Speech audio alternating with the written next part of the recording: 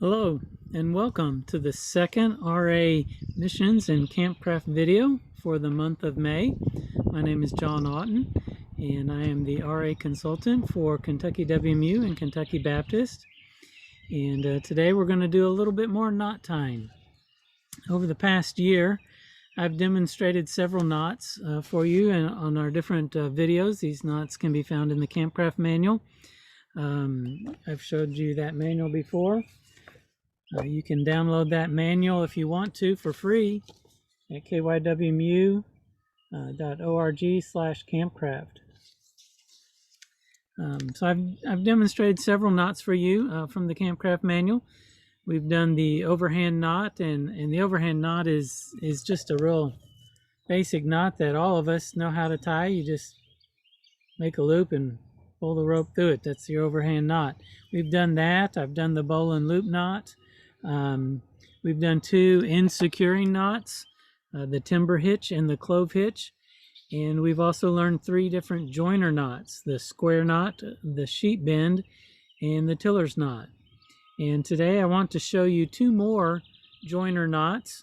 The first one is, I feel it's a stronger version of the square knot, and it's sometimes called the surgeon's knot. And the second one I'm going to show you is often called a fisherman's knot. And information about these two knots can be found on page 52 in the Campcraft manual. And knowing how to tie these two knots can help you earn either the camper patch or the Pathfinder patch. So we're going to start with the surgeon's knot, and before I show you that, let me switch the perspective of my camera.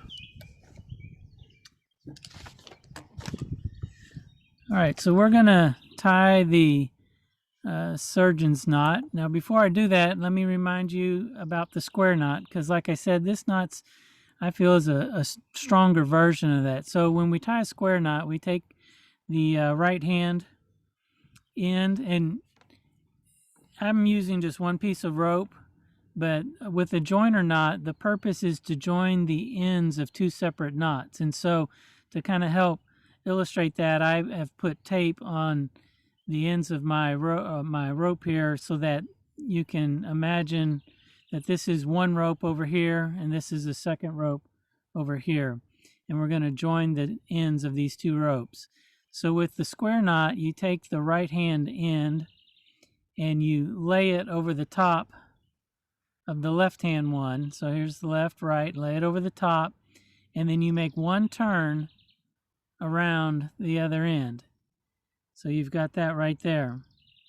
And then you take this end, which started in your right hand but now is in your left hand, and you lay it over the top of this one that was in your right hand now. You lay it over the top, and again you make a turn around that other end, and this time you go through this hole that you've created, and then you pull that up tight like that. And that right there is a square knot. It's often called a reefer's knot as well. And so that's a square knot right there. So what we're going to do today is tie what's often called a surgeon's knot. And in tying this knot, there's one difference between it and the square knot. We're going to start again with this yellow piece in my right hand, and I'm going to lay it over the top of the blue piece. But instead of just making one turn around the other rope, I'm going to make two turns. And so I've made two turns there, and then I finish it just like you finish a square knot, and I take what's now in my left hand and lay it over the one in my right and make one turn around it and through the hole, and then you pull that up tight like that. And so that's what's often referred to as a surgeon's knot.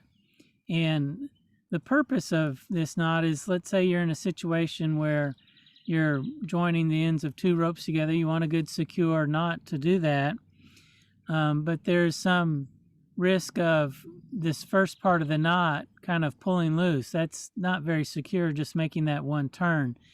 And it may be that, you know, your movement with your hands is restricted a little bit, or there's a possibility because of where you're at, that you can't hold on to it real good, and so it might fall apart. So by putting that second turn around there like that, it helps to hold that first part of the knot together so that you can finish it off without it falling apart.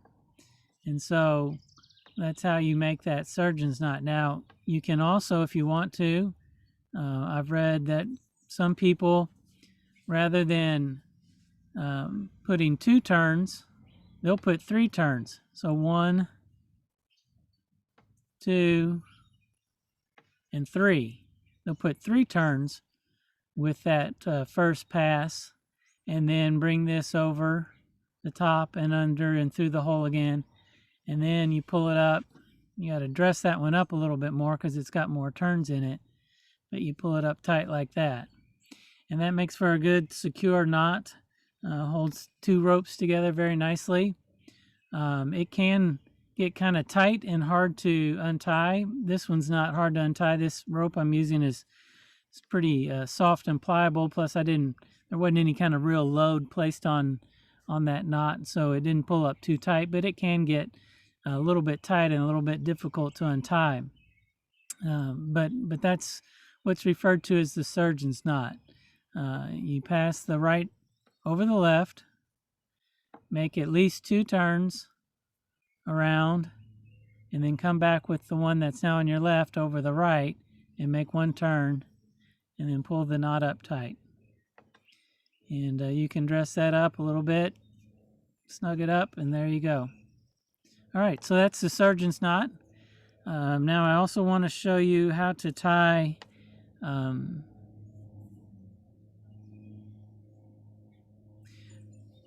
the fisherman's knot. So you remember I showed you as I started the video how to tie an overhand knot, and it's just this real simple. You make a loop and come around through the loop, and that's your overhand knot. And we're going to use that knot in making of the fisherman's knot. So what you do to make a fisherman's knot, again, you're joining together the ends of 2 pieces of rope, and you're going to lay them alongside each other like this, with the ends pointed in the opposite direction. And I always start with the one here, but you can start either hand, it doesn't matter. And you're going to take this rope and you're going to make a turn around the other rope, and then you're going to tie an overhand knot in it around the other rope. So there's my other rope, the other end, and here's this one. And this knot is just tied around the other rope, and so it'll just slide back and forth along that rope like that. And so that's half the knot right there. You just take this end and you wrap it around, and you tie an overhand knot around the other piece of rope. The next thing you do is you take the other piece of rope, in this case the blue piece, and you do the exact same thing. You take it around and you tie a square knot. You tie an overhand knot in it around this piece. And so now what I have is an overhand knot here around this rope, and then using this rope, I've tied an overhand knot in it around the other rope. So you've got those 2 knots tied, those 2 overhand knots, and then you just pull it up against itself like that. And I could have wrapped this a different direction. It would lay a little bit neater. Let me redo that. So I'm going to come around this way and tie my overhand knot this way. And then now these 2 will lay up against each other real nicely. And so what happens is, if you remember, these overhand knots are called stopper knots to help keep them from, stop them from pulling through a hole that you've pulled them through. So basically what you're doing, you tie a stopper knot here that keeps it from being pulled through this hole in this stopper knot, and this stopper knot over here keeps it from being pulled through this one.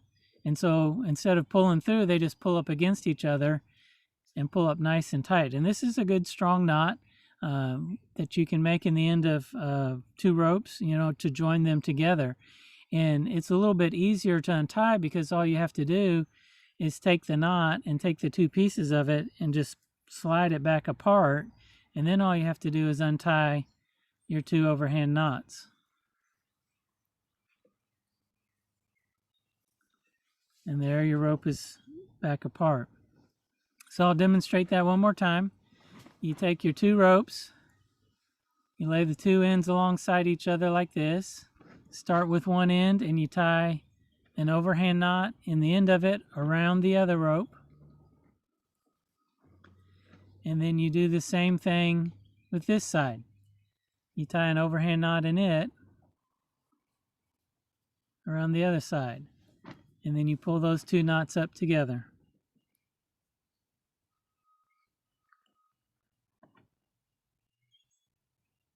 And that's called a fisherman's knot. Now I will say this, as I've read about this knot, that even though it's called a fisherman's knot, oftentimes fishermen will turn to another type of knot if they're tying their knot in monofilament line, fishing line, because that line is very small and very slick. And this kind of knot won't hold real well because that overhand knot doesn't hold as well. But sometimes fishermen will use it, and they will do so by making a double overhand knot on either side instead of one, a single one. So what they'll do is they'll make two turns around this other side, and then they'll bring it back through and finish that off. So they've made a double overhand knot there like that, and then they'll do the same thing here on the other side. They'll make two turns around and then come back through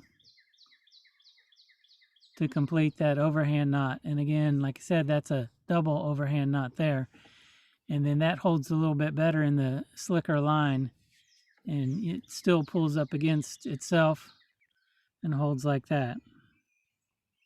So that's the double version of the fisherman's knot. All right, so that's how you tie those two knots.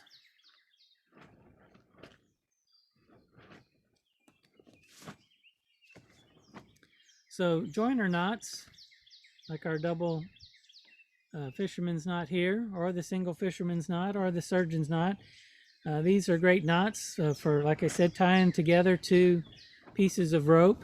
When you do that, it allows you to extend your reach or distance of your rope over a greater distance.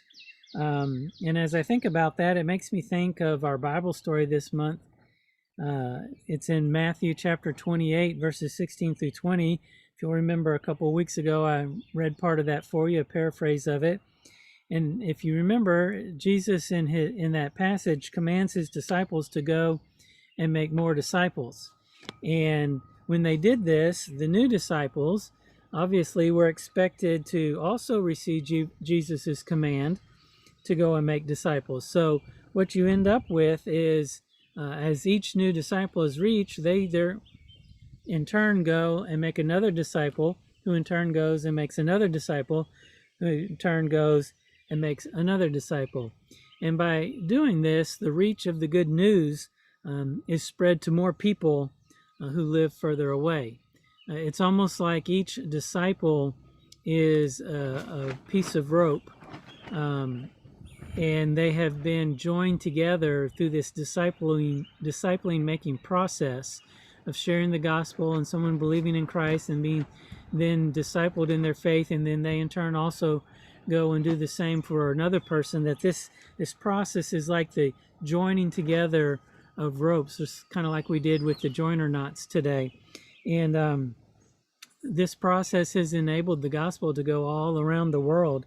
And in fact, it not only goes all the way around the world, but it helps us to see that in a very real way we are connected through this process all the way back to Christ. And as I think about that, and I think about our mission story for this month, if you remember, we were studying about Baptist campus missionary David Roland, who shares the gospel with students on the university, at the shorter university on the campus. And he not only shares the gospel with the students and helps them with their problems that they're facing, helping them with decisions like we talked about, but he also disciples them. He is a part of the disciple-making process. And as he disciples them, he encourages them to go and do the same, for them to continue the process. He develops them as leaders. He develops them by giving them opportunities, and then giving them chances to put into practice all the things they're learning.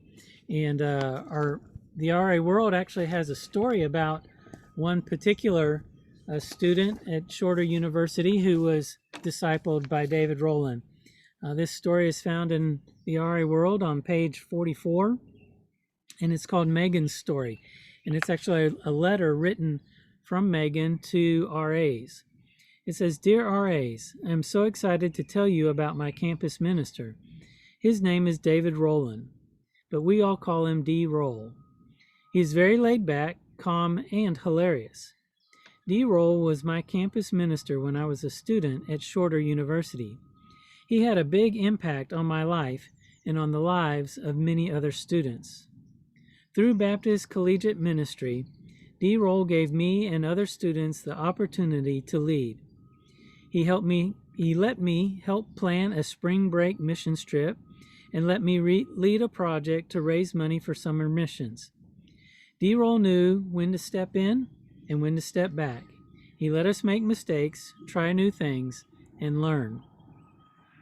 D. Roll encouraged students to be involved in Bible study, missions, and ministry. Each year he took a group of students on a missions trip to Covington, Kentucky. During our Christmas break, we cleaned at an activity center in the inner city and spent time with the children there. Then we hosted a special Christmas event for the community. We gave out food and toys to people in need. We sang songs and shared the gospel, and I enjoyed this mission trip so much that I went 3 times. D. Roll encouraged me to go on other mission trips. I went to Arlington, Texas to lead backyard Bible clubs in an apartment complex. I even went to East Asia, where I got to share Jesus with teachers at an English language center.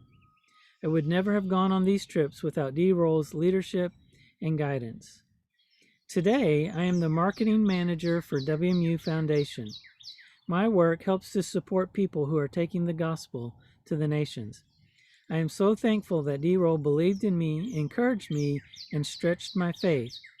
Please pray for D. Roll as he continues to make disciples and help college students grow in their faith. Sincerely, Megan Dockery." So there we see how D. Roll discipled Megan, and there's a little note at the bottom of the story that Megan married a student named David who was also there at Shorter University, and he was involved in that BCM ministry and was discipled by D. Roll or David Roland as well. And so we see how this disciple-making connection has not only gone around the world, but it has come down through time from Jesus, through many believers, to people like David Roland, to Megan Dockery, and to you and me. And Jesus' command to go and make disciples is a command to us as well. We also should go and make disciples. It is our responsibility to share the gospel with others and make disciples of those who believe. It is our responsibility to join our piece of rope to that of the next disciple so that they can go and do likewise. We need to be a part of that chain in that disciple-making process, enabling the gospel to go around the world. Thanks for joining me today, and we'll see you again. Bye-bye.